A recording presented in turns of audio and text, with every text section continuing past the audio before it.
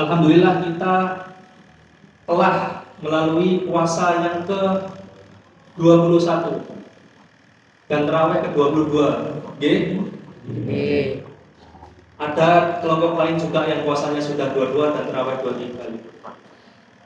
Alhamdulillah kita di sepertiga akhir bulan Ramadan kita akan berjumpa dengan malam yang lebih baik daripada 1000 bulan, yaitu malam Lailatul Qadar.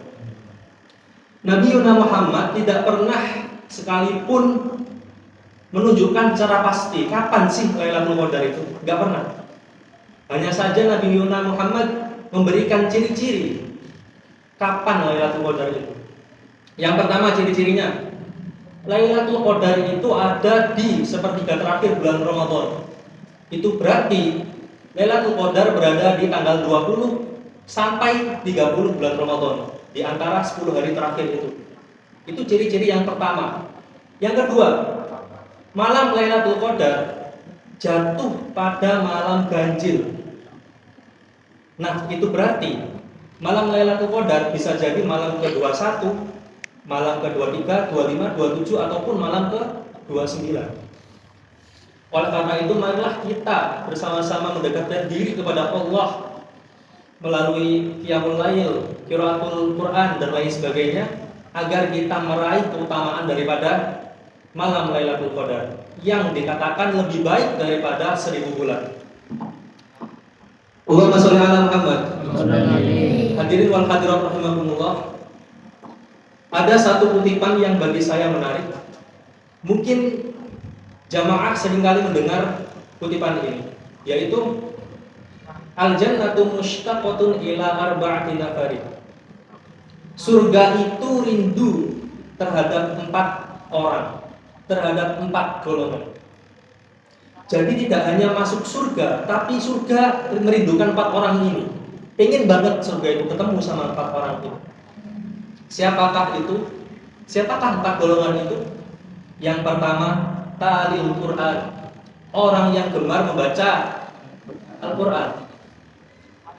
Membaca Al-Quran, terutama di bulan Ramadan, kita diberikan kemudahan. Seperti di masjid, di musholah, banyak membuat tadarusan, khatmil Quran, dan lain sebagainya. Ada juga hadis yang berbunyi, ya qara'ul Quran fa innahu ya'ti yaumil qiyamah syafi'an li ashabihi. Yang artinya, bacalah Al-Quran karena sesungguhnya Al-Quran itu pada hari kiamat besok akan menjadi penolong bagi pembacanya. Itulah keutamaan bagi orang yang gemar membaca Al-Quran. Lalu golongan yang kedua yang dirindukan oleh surga adalah wahafidhil lisan, orang yang pandai menjaga lisan. Tentu di bulan puasa ini kita tidak hanya dituntut untuk menahan lapar, menahan haus, tetapi juga menahan lisan kita untuk mengatakan ucapan yang sia-sia, ucapan yang buruk kepada orang lain.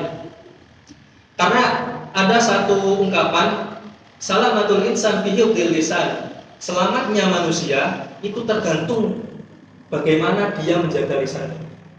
Karena lisan itu lebih tajam daripada pedang.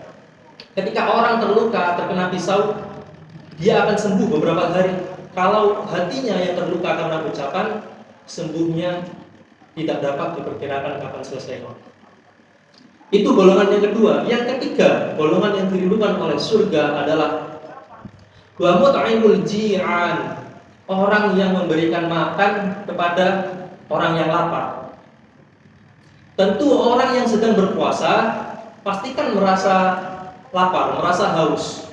Sehingga ketika kita memberikan takjil lewat mushola ataupun lewat masjid yang kita sediakan untuk orang-orang yang berbuka puasa, maka kita termasuk wa mut'imul ji'an, orang yang dirindukan oleh surga, insyaallah. Dan yang terpenting hadirin, memberi makanan atau bersedekah ini tidak harus menunggu kaya, tidak harus. Berapapun nominalnya, berapapun jumlahnya.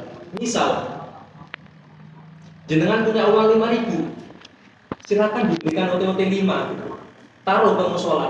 itu sudah termasuk wa mut'imul ji'an, memberi makan kepada orang yang lapar. Itu golongan yang ketiga. Yang keempat terakhir, golongan yang keempat yang dirindukan oleh surga adalah wasa'imina fi syahri Ramadan, orang yang berpuasa di bulan Ramadan. Alhamdulillah, alhamdulillah, kita masih dipertemukan dengan Ramadan tahun ini. Kita masih diberi kesempatan untuk bertemu dengan Ramadan tahun ini. Dan puasa di bulan Ramadan adalah ibadah yang istimewa. Kenapa? Karena dalam hadis qudsi dikatakan kullu amali ibni Adam yudha'aful hasanah asyra amthaliha ila arba'ati mi'ati di'afin. Seluruh amal perbuatan manusia itu pasti dilipat gandakan menjadi 10 minimal 10, paling banyak 700 kali lipat.